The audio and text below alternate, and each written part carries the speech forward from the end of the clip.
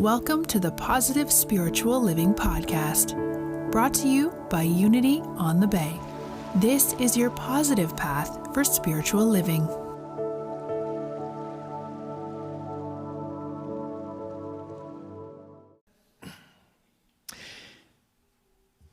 So happy holidays! Now, before you scorn me for announcing the holiday season too soon, let me tell you that my holiday season begins on October 31st. Because I believe that on October 31st, we celebrate one of the most mystical and metaphysical holidays of the entire year. And yes, you guessed it, it's Halloween. Now you may say, well, what's so spiritual about Halloween? Well, let me just share with you that in my definition of that holiday, we all come together and we don terribly frightening costumes, horrifying masks, and then we run around town scaring the daylights out of each other. And as is the case with every great holiday, it doesn't just happen once a year. I'm here to tell you this morning that every one of us in this room has experienced what the Unity author in her book, What Are You?, Imelda Octavia Shanklin, calls spiritual amnesia. You and I, we have forgotten who we are. We have donned a frightening costume and a terrifying mask, and we're running around town scaring the hell out of each other. Whether we realize it or not, we've adopted a facade, a veneer that is frightening to us oftentimes. I remember when I was a small child, I so wanted this particular costume, and it was horrifying. And I was so young, but even though they were hesitant initially, my parents eventually succumbed to getting me the costume, and I felt so powerful because I was running around scaring everybody in the house and everybody in the neighborhood with this terrifying costume. And then one day I was racing by in front of a mirror, and I terrified myself. I really did, because I was just so horrifying, and it was such a realistic costume. And I think we do that as well. Sometimes we look in the mirror and we see what we have come to think that we are. We see what we have come to believe we are, and we're terrified by it because it's weak and it's incompetent and it's limited and it's lacking and it's ugly. Those are the kinds of definitions that we've accepted for ourselves, my friends. And the day has dawned now where we need to get beyond that image of ourselves. We need to wake up from the state of spiritual amnesia and remember who we are. For if there were a sin in the world, it would be just that we have accepted a false identity for ourselves that doesn't serve us in any meaningful or helpful way.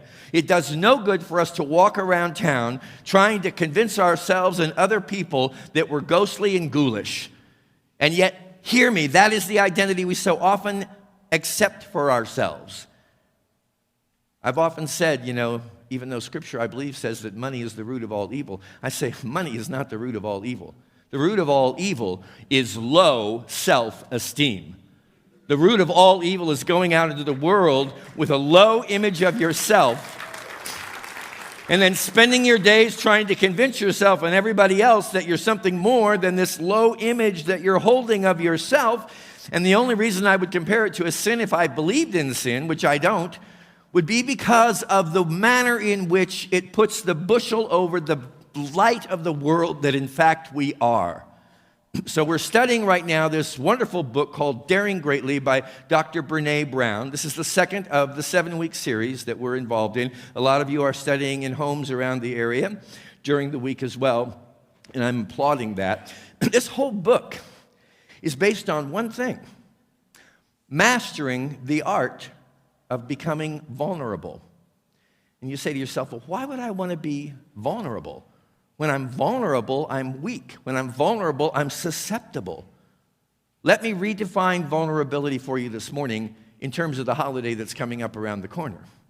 Vulnerability is the daring and courageous act of stripping away the mask that you have placed upon your true identity, stripping away the veneer of the costume that you've been wearing to try to convince yourself and others that you're unworthy, that you're incompetent, that you're not capable. Stripping that away, and the only reason one would not want to do that, my friends, is because we are afraid of that which lies behind the costume, behind the mask. Because we have accepted this low sense of our own identity and our own power and our own glory, we're afraid if we're vulnerable, people will see who we really are. Now, the good news I have for you this morning is that I know who you are. And I am grateful for every opportunity that you take advantage of to peel away the costume, to lift away the mask, so that you can see what Jesus told us more than 2,000 years ago is true. You and I and every one of our brothers and sisters on this planet, we are the light of the world. You're the light of the world. Hear me on that. And anything that seems to contradict that understanding of yourself is a false identity that you have accepted, that you now have the opportunity to peel away by becoming as vulnerable as you possibly can. That vulnerability, the act of allowing yourself to be vulnerable, is the way that you really get to see firsthand who you are. Because you're not busy trying to prop up all of these masks and wear all these costumes to the world. You, right now, in this moment, are the light of the world. As you accept that identity for yourself, you begin to reflect that identity in all the people and circumstances that surround you in your everyday experience. It makes you incredibly beautiful and incredibly powerful. It makes you exactly as your most loving Creator has made you. You're no longer living behind a lie, an erroneous idea of who you are.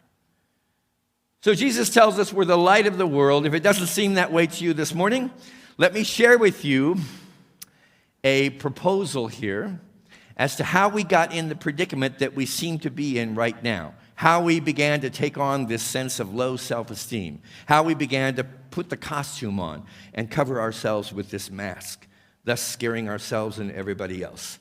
The first thing that we have done is, at least we've attempted, to discount our divinity.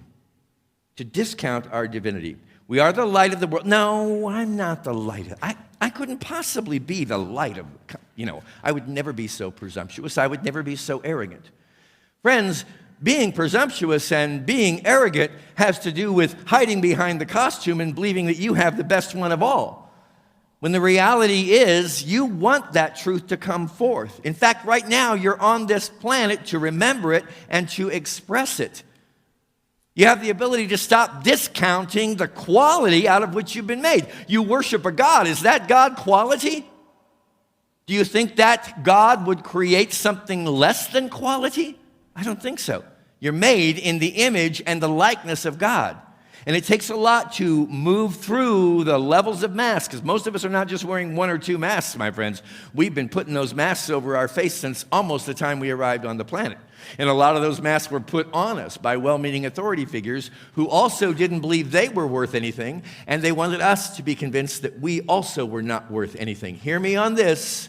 You are the light of the world. It is not necessary for you to discount your divinity, to discount your power, to discount your authority, to discount the level of love that dwells within your heart. So we discount our divinity. I'm not the light of God. I'm not the light of the world. I'm not any of this. And then we move into creation of a delusion. That is the selection and the donning of the costume that we're going to wear. It's going to scare us so much and scare everybody else. And that's costume is a delusion. Now, delusion is a strong word, and I use it intentionally because I believe that I personally, and all of us in this room, and most of us on this planet, if not everybody, is deluded. We have been deluded into a false idea of who we are. We define this delusion in many ways, and I'm going to share some of them with you this morning. The first one is this. See if you can relate. I can. I'm never good enough. Anybody ever felt like they just, no matter how hard you tried, you're just not good enough? You have to go deep with some of this because we've propped up a lot of ideas about ourselves that we want to believe in, but there are still these masked levels of disapproval of who we are that can dwell within us. So where within you do you have any sense of not being good enough? I'm never thin enough, attractive enough. I never measure up to the social standard or model. Let me tell you something, my friends. The social standard and the social model of beauty and perfection is keeping you from being able to recognize how absolutely beautiful you are right now.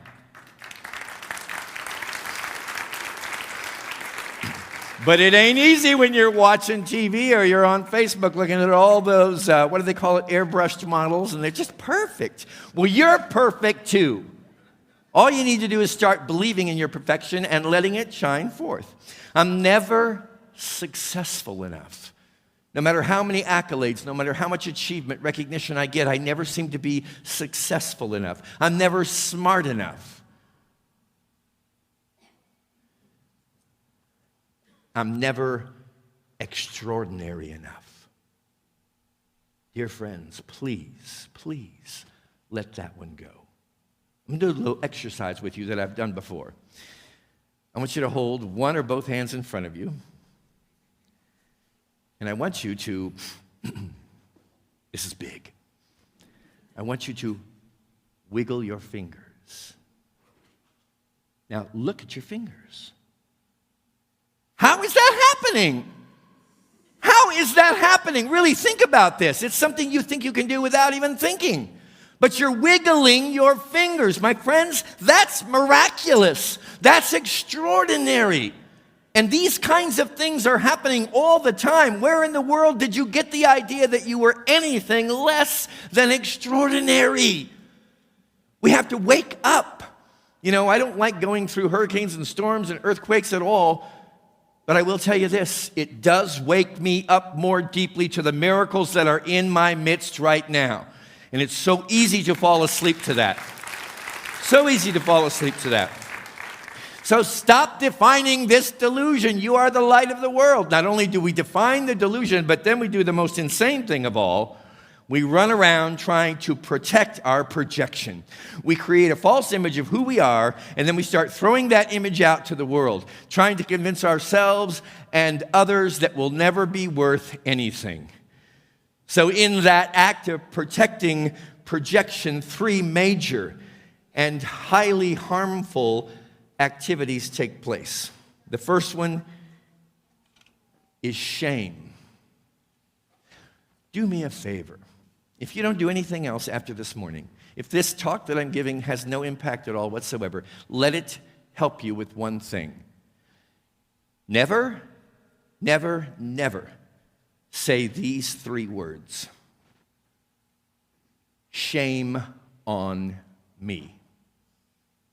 And their partner, shame on you. These are destructive words, my friends, because shame is always the byproduct of guilt. And you are not guilty.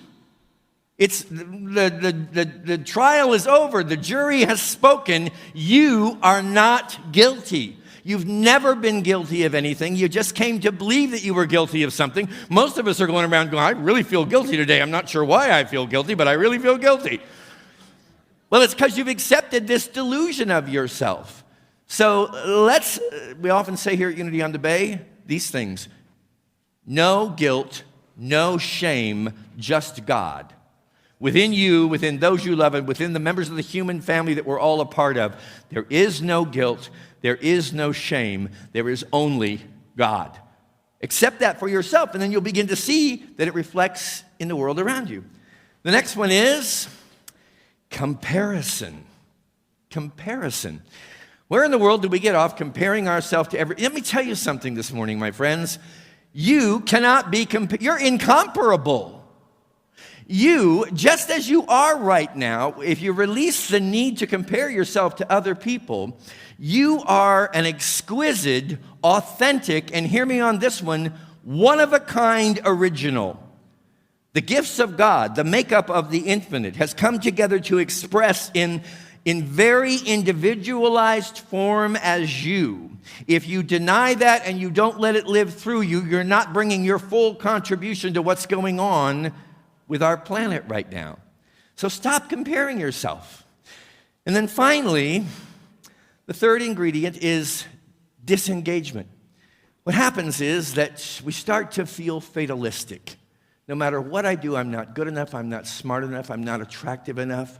And we just start to back off. We start to put more and more of these masks over our faces, and we begin to remove ourselves from making the very important contribution that only we can make to the life drama, both in our small circle of friends, in our families, with our loved ones, and with the world at large. So those are the three things we need to do to stop protecting this erroneous projection that we've created and that we're throwing out into the world. Brené Brown says, we're called to dare greatly every time we make choices that challenge the social climate of scarcity.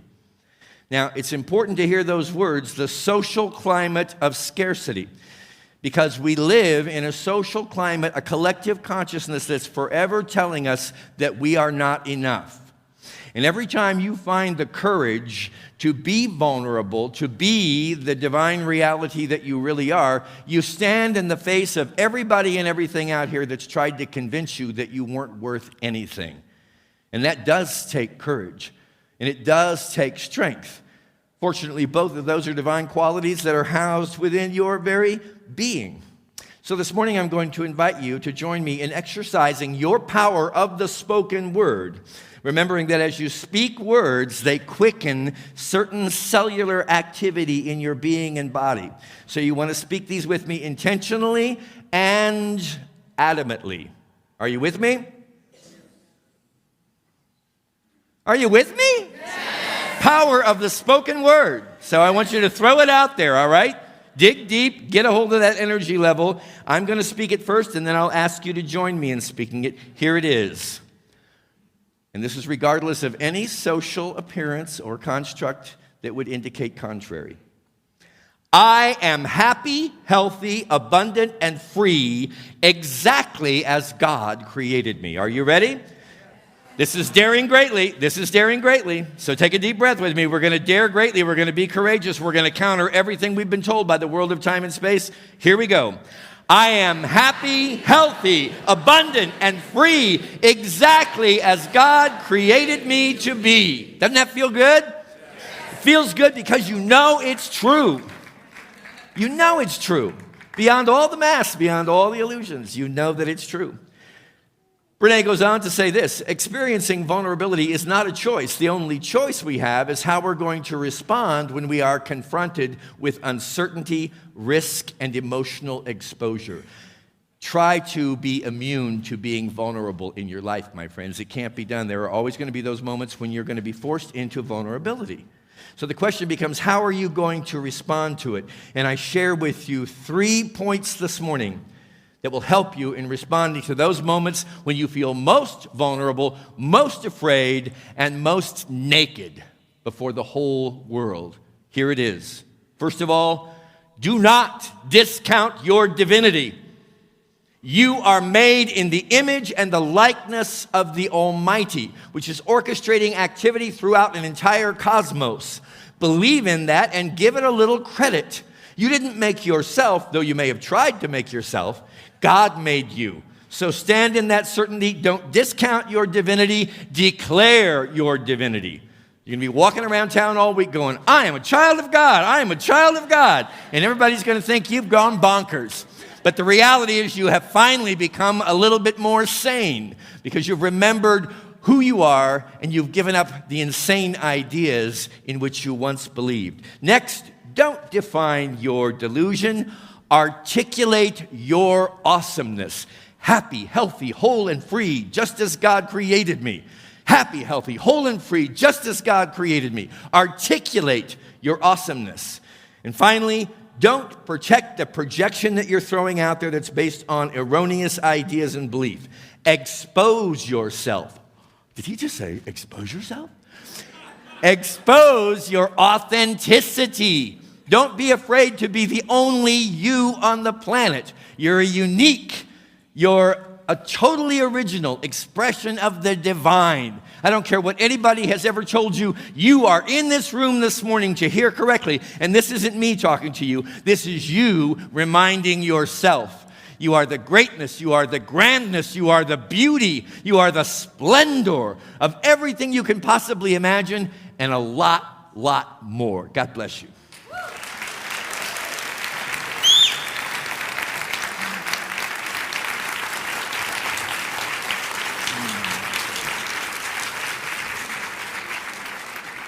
Thank you. I love you. I love you. And I love you for being in this room every Sunday to remember who you are, to wake up and remember. As we prepare for our prosperity opportunity and as our ushers come forward, I want to remind you again, Friday night, all these amazing souls, along with Nicole Henry, a concert to bring unity to our souls. That concert will be benefiting hurricane relief efforts at Unity of Houston, North Houston, Key West, Florida, and Puerto Rico. So please join us as together we stand as community in support of all those who are in need at this time. Well, the past few weeks for me have been a real adventure, and for you as well, I know. Our lives have all been impacted by what we experienced Mother Nature showing us. Gift though it may be, we have held you all in prayer. We have held the high watch, and we continue to hold the high watch for your loved ones, especially those of you that may have family and friends in Puerto Rico or in the Caribbean and you haven't heard from them. Let us know. We're here to pray with you. We have been here praying, and we continue to pray. Come down after the service and talk with the prayer chaplain and spend a few moments in prayer for your loved ones. Take a moment to fill their names out on a prayer intention form in the foyer and drop it into the prayer box. We are above everything else here to pray. I also remind you that we have the Silent Unity International prayer line. You can call them anytime, 24 hours a day, 7 days a week, and there will be someone on the other end of the line to pray with you in any moment of need. The number is 1-800-NOW-PRAY. NOWPRAY. We are doing everything we can here to support our friends. We're having a drive in the foyer for the next 2 weeks, this morning 3 weeks, to send goods. So if you have the opportunity, pick something up and bring it in. We'll make sure it gets to the people that need it. Also want you to know that as we give, and that's our first and foremost priority, as we give, we are also willing to receive. For Irma had her impact on us. We were unable to conduct 4 services here. We had flood and wind damage to our roof, our basement, our courtyard, our fences, a number of light fixtures and landscaping. Our main air conditioner in the sanctuary, you may notice this morning, is still not functional because of flood damage. We do thank God for whoever designed our building here. We have 2 units, so the smaller of the 2 is bringing what cool air we are enjoying here, and I'm deeply grateful for that. I'm also very grateful for a number of Unity ministries and ministers who have committed their congregations to providing funds for us at this time. Our goal is $25,000, and just this morning I received an email from a Unity minister in Harrisburg, Pennsylvania. He had contacted me last week to let me know that his board of trustees was committing their tithe of $1,200 to Unity on the Bay. I learned this morning, this is even more impactful for me, I learned this morning that once that was announced to their congregation, the congregation themselves took it upon themselves to match through their own individual donations that $1,200, thereby sending some $2,500 to Unity on the Bay from Harrisburg, Pennsylvania. Isn't that just beautiful? So that is heartwarming to me, just absolutely heartwarming. There are ways that you can support Unity on the Bay right now, one of which has already been mentioned this morning through sponsorships in our gala. If that interests you, please let Hamara know in the foyer this morning at the big red table with the Love Gala logo on it. She'd be happy to help you with that. And also, your one-time gifts, large or small, are deeply, deeply appreciated as together we continue through whatever storms life may bring, moving forward in faith. I invite you to take your offering in your hand. Remember, you have the power to bless, and let us affirm together our offertory statement. Divine love that I am blesses all that I give and all that I receive. Thank you, God. I want to see everybody here Friday night, 7:30. Music for the soul.